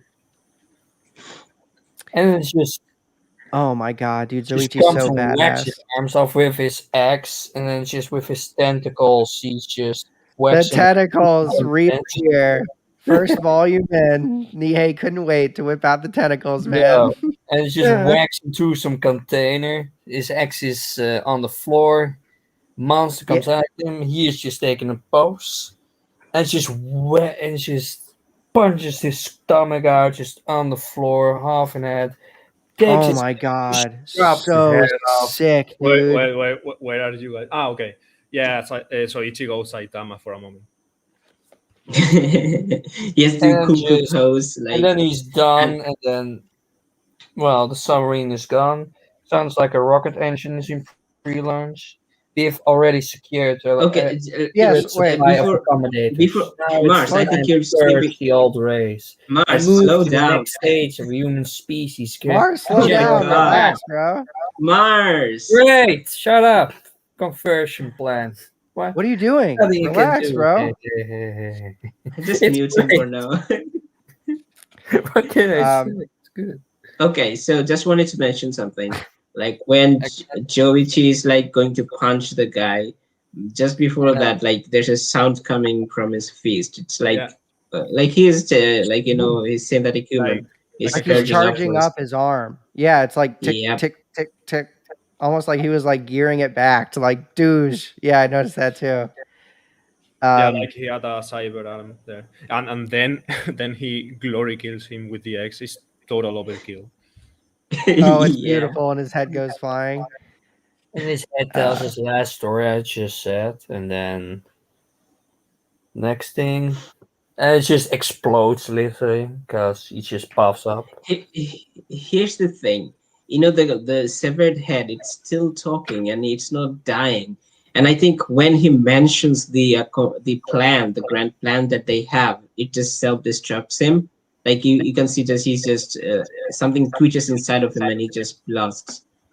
And so I think he just wanted to die quickly, so he just revealed the secret. That's the motivation for him to reveal what they're doing. Or so it's just his biological stance and he just explodes because. Probably. So guys, this dialogue's important. First of all, so Zoichi, he gets his badass kill, and then noises start going off, some kind of rocket, like pre-launch noises. The head of the patrol inspector, he says, "We have already secured an adequate supply of accommodators. Now it's time to purge the old race and move on to the next stage." Yeah, you read it like 100 fucking miles per hour while we were talking about the action scene. Now it's time to purge the old race and move on to the next stage of the human species general conversion plan. So a lot of new stuff here. We don't really know. We knew that they were trying to get accommodators, but this whole time to purge the old race and move on to the next stage of the human species general conversion plan. So the DRF is trying to do this. We don't really know what this means yet, but it's obviously crazy. I think just wanted to mention something. I think Mars is echoing. Whatever we are saying, we can listen through Mars's mic, I think. Oh, you think Mars is echoing? Let's see. We are all echoing through Mars. Yeah. Echo? Oh, yeah. Mars with his audio. Hello. He's gone again. Yo, I think Mars he's going to come back today. Hey, your audio is a good item, mate. At the moment. That's what happens when you hail Satan all the time. Yeah, that's true, man. You're hailing Satan too much. You need to relax. You must hate the Doomslayer, dude. Anyway, so Zoichi's like, what the fuck are you talking about? And then he just says there's nothing Toa Heavy Industries can do. And then, yeah, Millennium, you were talking about his little like twitch and his head blowing up. I didn't know if that was like there was some kind of device implanted in his brain, kind of like a cyanide pill you put in your teeth to just like commit suicide at the last second. But it seems like something like that. Yeah. Anyway, he's bye-bye. And then obviously shit's going on. Oh, this is so cool. But he's like, Zoichi, I found the source of the tremors. They're missile silos. They're built into all MSCFs on 9J0, which is the island. I like how the motorbike is like plugged into the terminal. Right. Yeah. Mars, can you just remove yourself and then reconnect to maybe try to get rid of the echo? I'll be gone. Sure. He's like, oh yeah, this is funny. Zoichi's like, I don't get it. And then Fuyu's like, you dummy, they're going to launch 13 ICBMs, which, guys, if you don't know that, it stands for Intercontinental Ballistic Missiles. So they might as well be nuclear warheads, kind of like what we have nowadays for our warfare that hopefully we don't have to use. 13 nuclear warheads in a future where every weapon is overpowered. I mean... Yeah. And she probably knew there was 13 because that's how many MFCFs there are on island 9J0. Because if you read it, it's just like 13. Where the fuck did that come from?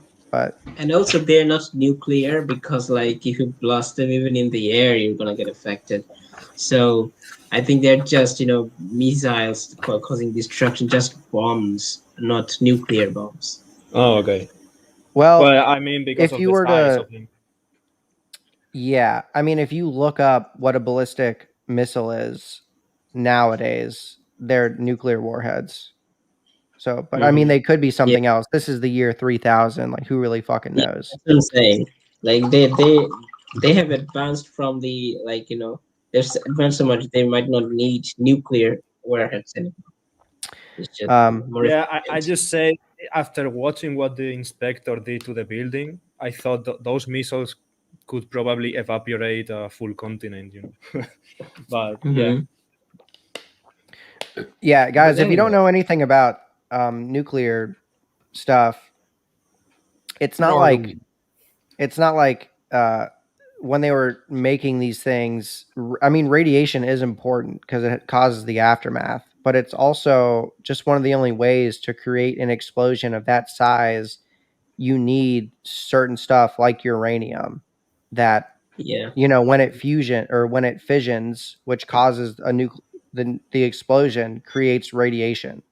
It's almost like a necessary evil is what radiation is when you're talking about we need to blow up something, a huge fucking hole. There is fusion and also fission bombs.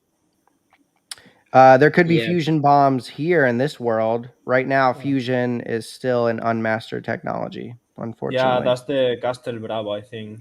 They tested, Anyway, back to Biomega. We started from ICBM. Now we're going into rocket science. Yeah, sorry guys. I had to put my 2 cents in on nuclear stuff because a lot of people are misinformed about what nuclear energy and just reactors and bombs are that I learned about, when I was a nuke in the Navy. So I learned a lot about that shit. A lot of people. Anyway, so Fuyu says they're aimed at population centers around the world, as well as all Toa Heavy Industries hermetically sealed shelters on the mainland. So it looks like the DRF is like, yo, we're about to take out major cities and our main enemy that's trying to stop us and Toa Heavy Industries in one go. So they're fucking crazy. Fuyu says, I think the DRF is attempting to create a world populated only by accommodators. She probably inferred that because the head was like, it's time to move on to the next stage of the human species general conversion plan. Like, what is that? Oh, they just want accommodators around. Almost like we only want humans that have evolved to overcome this virus to be left over. So you can make a lot of theories about that and think what they're doing. Anyway, Zoichi's like, I'm temporarily suspending our pursuit of Eon Green. I love his dialogue, dude. He's so serious and just like mission oriented. And then goes back into the elevator, gets a cannon out. You can increase the ROF rate of fire by cycling my power unit in 2. So he just uses the bike to get more power. Then gets to the top, and then you get this beautiful 2-spread of all the weapons just going up in the air. And he my god. This is so sick. Ogle, is this your favorite panel? Let us know. It's in this chapter, right? This is so cool. We'll hear him. And then end of 9, and we get to 10 with him in the forest or the bike in the forest. Yeah, guys, pay attention to this because it's referenced later. On Zoichi's, this looks like some kind of rail gun, like some kind of long rail gun. It says 4000 XL. Okay? So that's referenced later in the story when we're talking about weapons and like comparing power and weapons and stuff. Mm-hmm. This is the 4000 XL. We'll see what it can do. Yeah, that's kind of spoilery right now, right? Yeah, kind of. Well, I just said pay attention that it's named the 4000 XL. No, yeah. I mean that we can't explain anything else about it right now.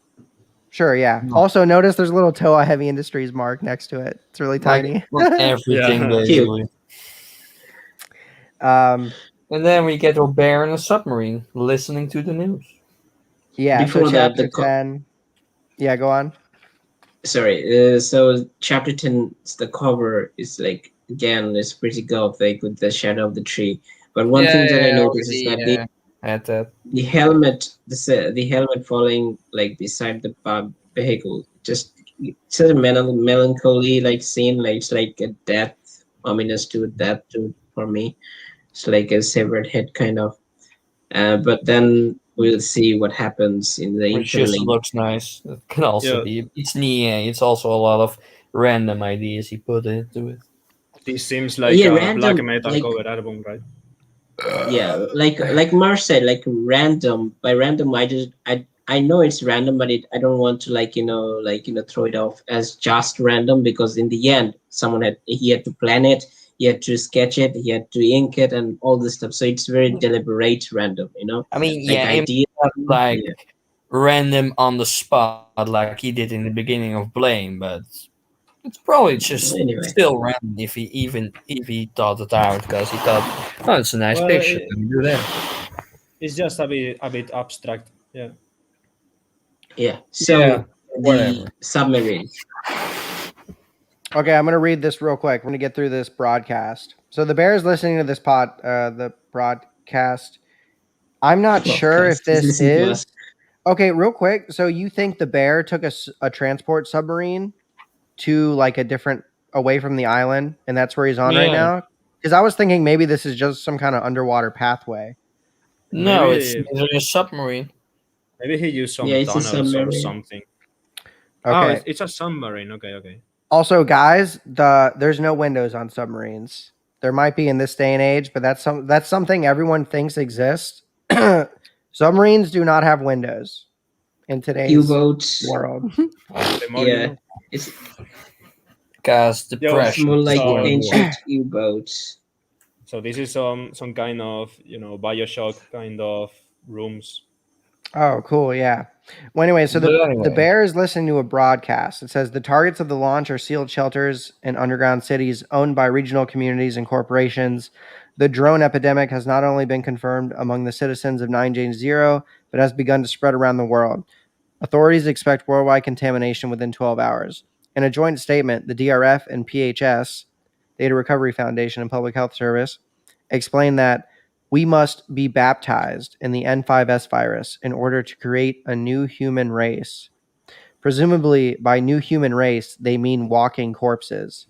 That's from the perspective of this announcer. This, and then blam. Yeah, this is like, so cool.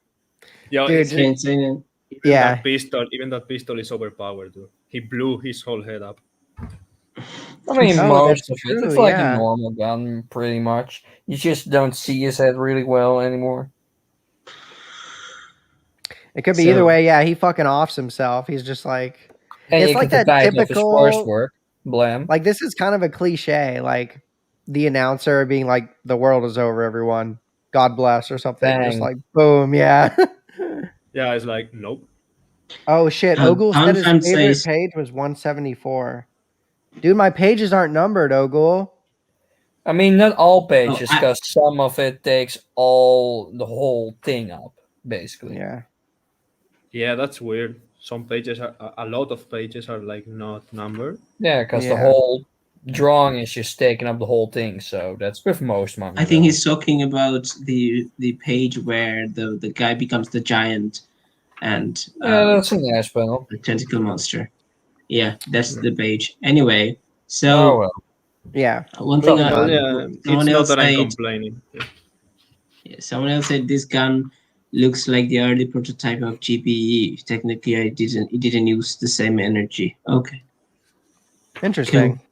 And again, warhead. So then we go back to the missiles have been launched. We get this badass panel of all the missiles shooting up into the air over Island 9J0.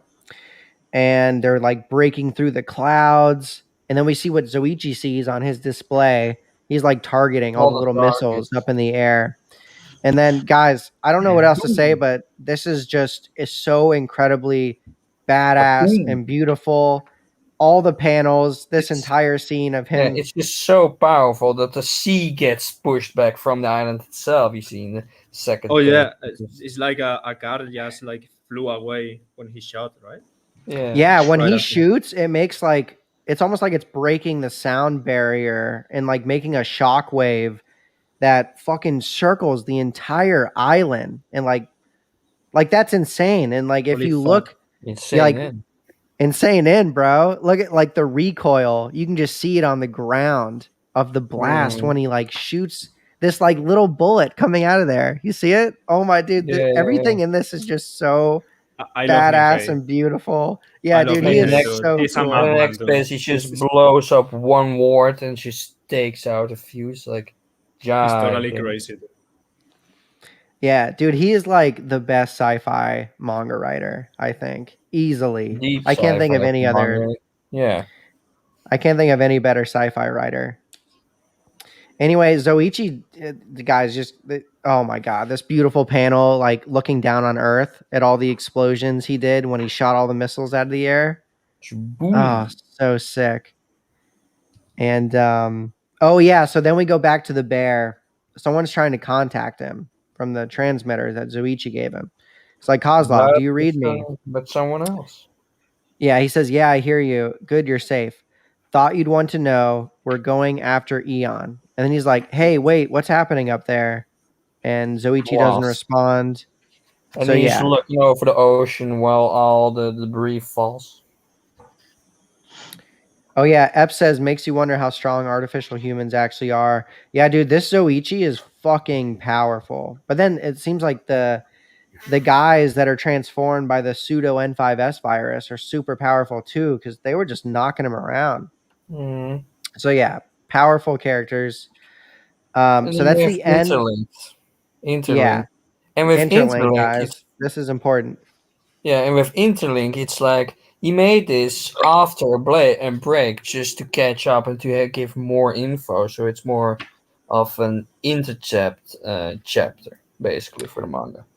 Yo, what's up, Henrique? Yeah, so guys, this panel, this is like scenes that are happening from all around the world, and the dialogue is like spread out. So I'm just going to read some of the stuff that's happening around the world. The DRF has announced it launched a salvo of intercontinental ballistic missiles from the island of 9J0. Another thing's like, there are no safe hospitals. We have no reliable reports on casualties resulting from the DRF launched missiles. Another one's like, seeing dead bodies, get up and walk around. Giant fireballs were seen in the sky over the island. Videos, and it just goes off, even if it's a family member. So it's almost like dialogue of all the different scenarios and shit people are dealing with around the world right now. This is important, though. Rescinded all official powers of the DRF. The CEU is no longer a sanctioned law enforcement government. So it seemed the government world powers, they're realizing what the DRF is doing. They're like, okay, fuck the DRF. You know, they don't have any power. Like, we're stripping them of all their authority and the power they had. But it's too fucking late, because we see one that's like the army is clashing with the CEU. Okay. Compulsory Execution Unit, a unit of the Public Health Service, which is also a part of the DRF, that was scheduled a year before that, you know, the ship went to Mars. So you could think of the CEU as kind of like the DRF's fucking soldiers, if you will. So the army, probably some army around the world, clashing with the CEU, and large-scale battles are raging in many urban areas. The threat of the N5S virus remains. Avoid going outside and keep your mask on at all times. Whatever you do, don't go outside. So this is super cool. It's just many different viewpoints, all the shit that's happening in the world. It's pretty dope. Yo, Genocyber, I think OVA 4 starts like this. I think this is a reference to that, like a lot of screens reporting the global situation. You guys remember that? Oh yeah, Henrique was like, Biomega is after Blam. Okay, so Henry, just everyone listening, there's no solid proof that any Nihei work is connected in the same universe. There's also some proof that some of them are, but there's nothing, like, there's no solid proof that definitely give us 100% evidence that this story takes place in this universe with this story too. Yeah, it's they all just share. It's all speculation. Elements. Yeah, they just share a lot of different elements. Well, he says, why not? Toa Heavy Industries are in Blam too. Yeah, but dude, that's just like a common theme he uses. Theories, maybe. Yeah, but there's like interdimensional shit in all these stories. Plus, how would okay, this is interesting. Henry how would says, be after Blam if Earth was already gone with Blam? So Henrique says Nihei said in Brazil that his works are linked in the CC. Yeah, there are theories and he worked together, but he never made an official statement, even when I asked him. Yeah, dude, we're not saying they're not linked. I honestly think, personally, I think Knights of Sidonia and Blam take place in the same universe. But I don't think Biomega takes place in the same universe as those two. Also, in Blam, we see evidence of multiple world lines based on gravity reactors. So you could think of all these stories as like the Nihei verse with like different world lines that go off in different paths. And that's how these stories maybe all originated in the same universe, but then shit went down. You know, crazy sci-fi stuff, kind of like the world line thing, and it branched off into these different possibilities. Like, you could make up so many different theories, but I mean, what Nihei said, it's like a modern mythology, but they're not interconnected per se necessarily, but you can connect it by yourself if you want to have like headcanons and stuff. Yeah. Well, but in Blam we see them travel into another universe, you know, when they but I met Nihei, and he said to me when I asked that question while laughing, well, maybe I'll reveal that in 10 years. So he also controverts himself multiple times in his interviews and side notes, like the art book, for instance. So yeah, it's up to anyone's guess at this point, basically.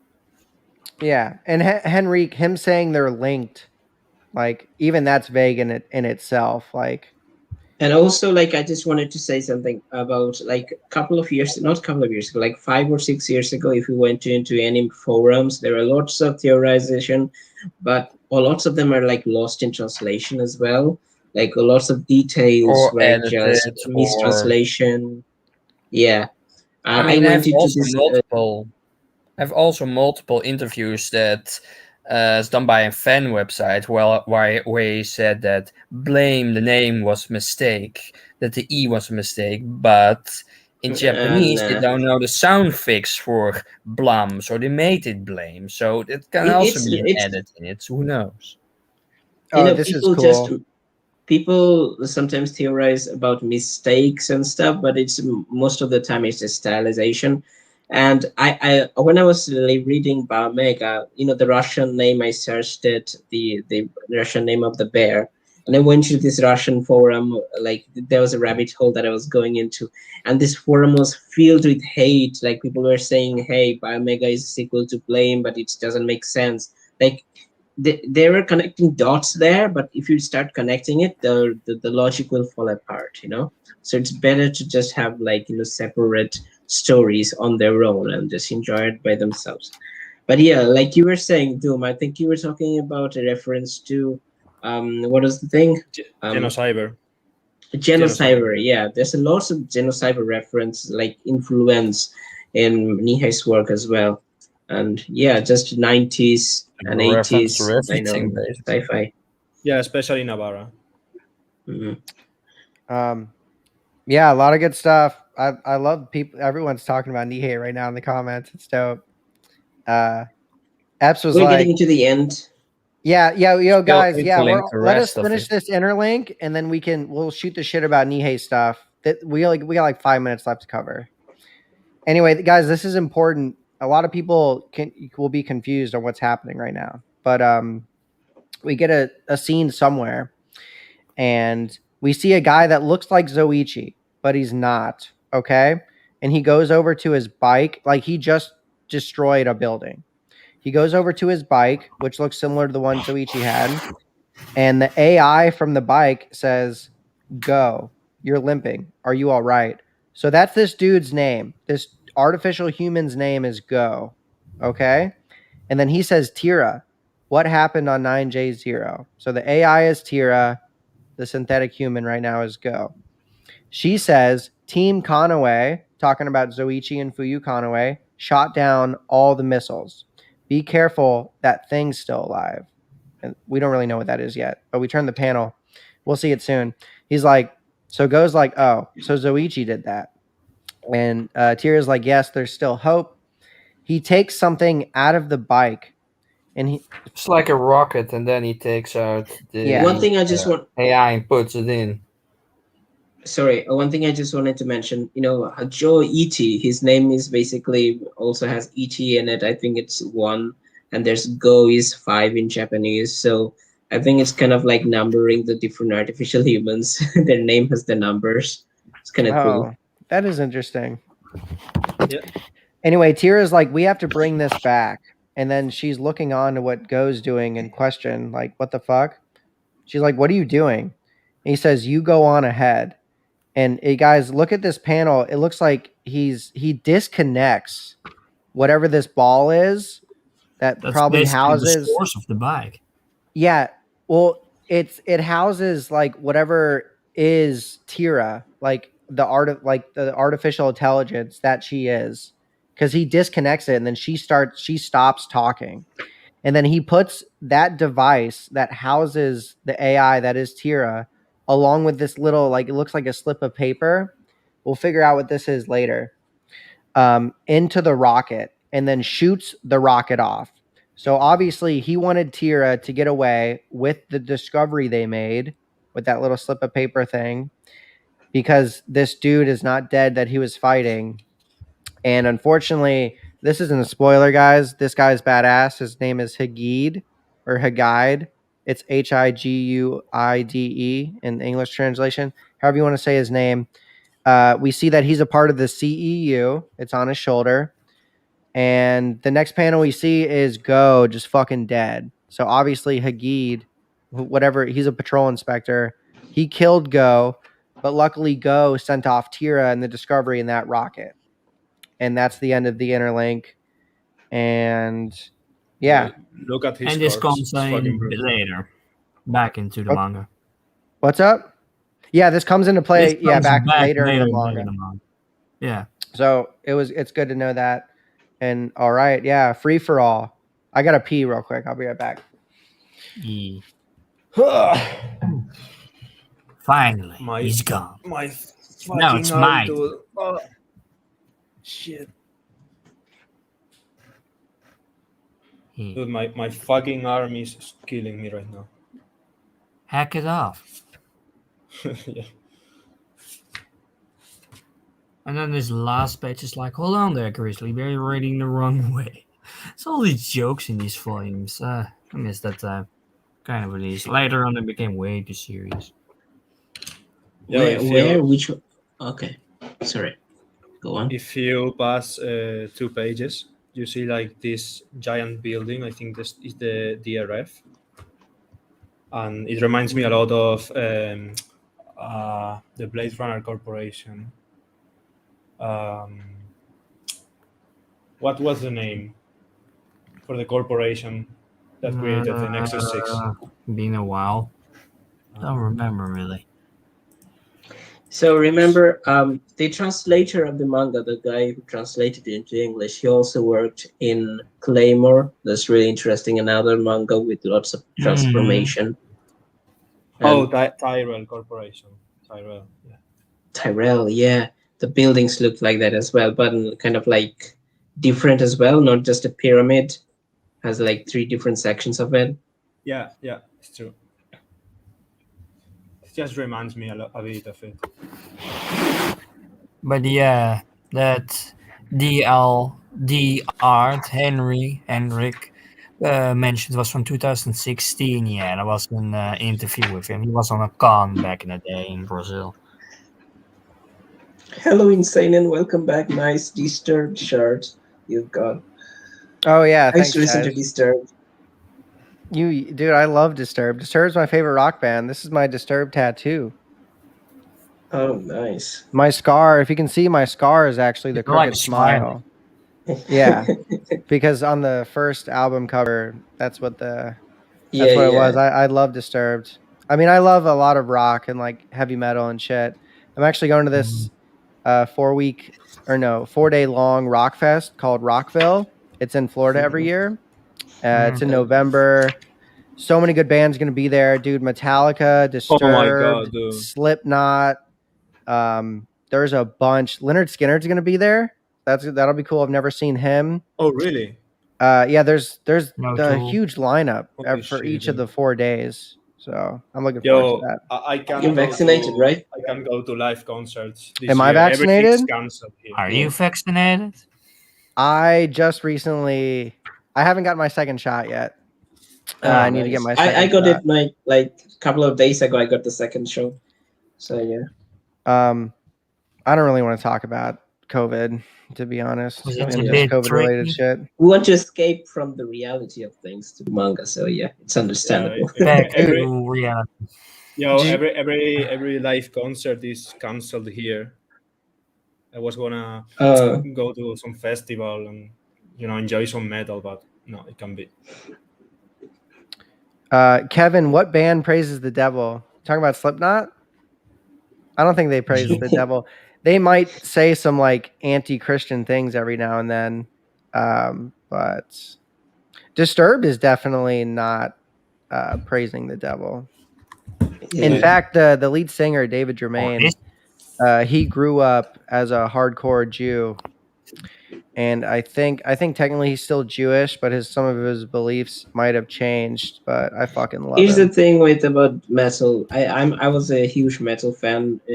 Like I kind of changed my ways. I listen to something else now, other kind of genres. But whenever people say hey, it's satanic music, and I think that's influenced a lot of shitty bands to like actually go satanic in that way, and then say like chant satanic stuff. Yeah, but like Mayhem. I just think it's kind of silly. It's just so silly.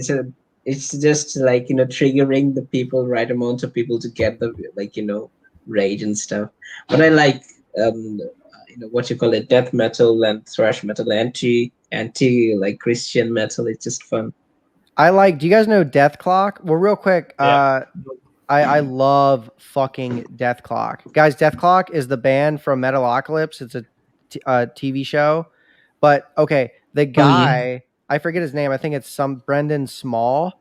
He does all the music, like all the instruments for Death Clock. And he you can go find the music. It's actually really awesome, like metal to listen to.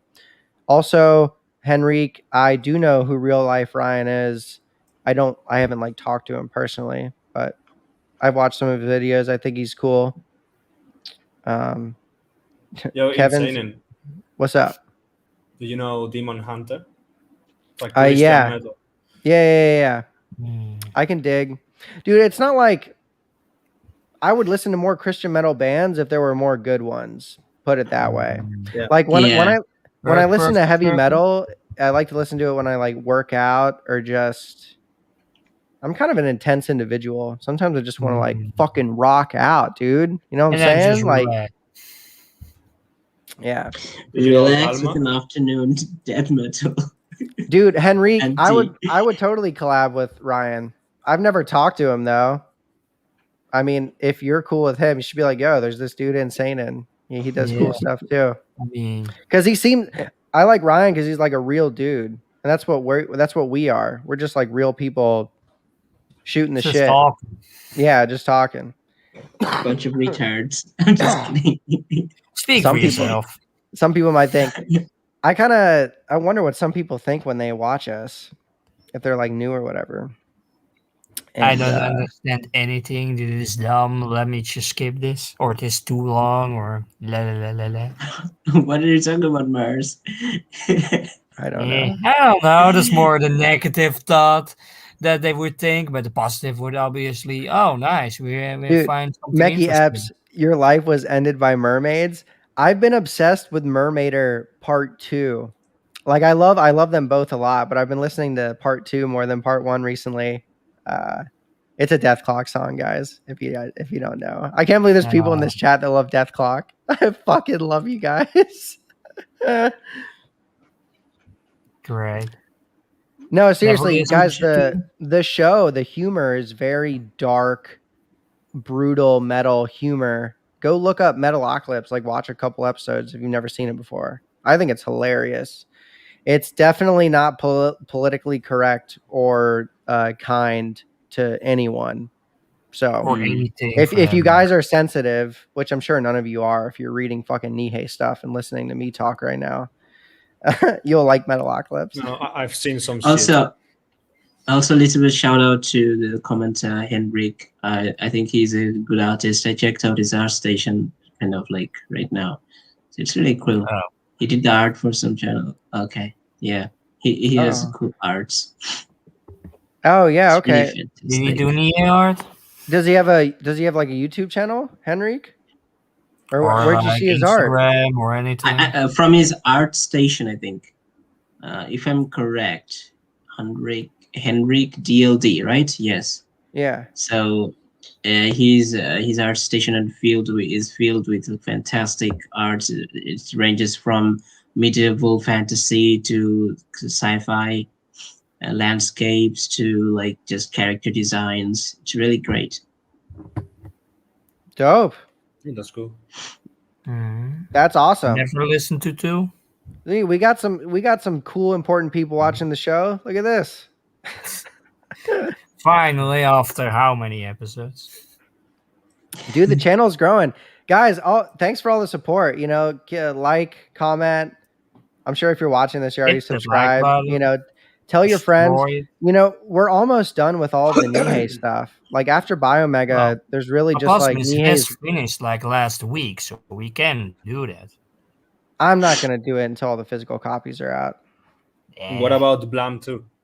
Yeah, we do need to do. Yeah, we do need to do the Blam, sequels and other Nihei's other one shots. Yeah, but those are also not out. That won't That won't take too long. The Netsphere engineer. Yeah, and then we'll get into some other stuff. So, man, your channel will take long to grow. I don't think it'll take that long. The channel's doing pretty well. I think we'll have like 500 subscribers by the end of the year, probably. And then when we start doing other types of manga, other mangakas work, we'll probably get some more fans. And I want to do we still want to do some cyberpunk anime and some classic anime, cool stuff, sci-fi. Mm-hmm. Blam got an anime just recently, and it's a fucking masterpiece. Is that a joke? That was 2017. Is that a joke? Sorry, Henrique. Okay. Talking about the Blam movie, what's up? It's not that great. I'm not a big Blam movie fan. I think they wasted too much time on the Electrofishers talking about just meshing together, making the fuck cares shit for no reason. There's no silicon creatures in the movie. That's true too. And the CGI, and we're gonna go on a few points. I wandered in here from a gas station washroom. Here it is. I don't know what happened to Millennium. Anyway, anyone else have any final words? We're at the 2-hour mark. Next week we'll do volume 2. Yeah, dude, that was good stuff. I think that it went really well. Maybe not doing page by page, or else we getting too long on this, I guess, on just one volume. Well, I mean, the podcast like 2 hours, and that's like an just episode. We did the volume. I mean, we might have 6 episodes of Biomega. Dude, I love Biomega. If it takes 6 episodes to do Biomega, I don't care. 1 volume an episode. Plus, it's a confusing story. We need to explain it to people. We need to, so they can recommend it to people. It's also a good idea. Thanks. I don't know about you guys, but for me, it's just I enjoy talking about stuff that I like, and whatever time it takes, it's just enjoyment. I'm not doing it for we're not just going over it. We're not just going over it to just finish it just for the sake of it. We're just enjoying the shit. So it's really fun talking to you guys about stuff. A couple of years ago, when even then there was no Discord server for or anything, I didn't interact with anyone about the stuff that I like, the really niche genre of comics. I used to talk about just Nihei stuff with my friends, and no one would get it. So it's really fun talking to you guys. I think I'll leave now. I got something come up. I think I left a little bit ago. I forgot to tell you guys. So joined back in. Bad, real bad. All right. Yo, we'll see you next week, Millennium. Yeah, see you too. Peace. Yeah. Bye. Maybe a hot take, but I like YKK more than Blam. Weirdly. Yeah, it's a dude, Mars was trying to get us to read through that. That's the Yokohama's shopping maybe list. Maybe I need to read some more of it. I read a few chapters a year ago. Just scans online because I can't get it. And I was like, a lot of it, a lot of theories, a lot of stuff. We can invite people from there. It's pretty easy to do that. Plus, I'll read 14, more of it. Yeah, plus it's 14 volumes. Yeah, but Cos was also 15 volumes, and we did all that too. So I just think it's fucking annoying. If I don't have a physical copy, I'll need to be I did it also on scans. I mean, well, that's your fault because you didn't buy Knights. That's not my fault. I don't care about it. Dude, I have to make sure we're moving through the story at a decent pace and paying attention to the comments and scrolling down and understanding what's happening. It's just too much if I don't have a book right in front of me.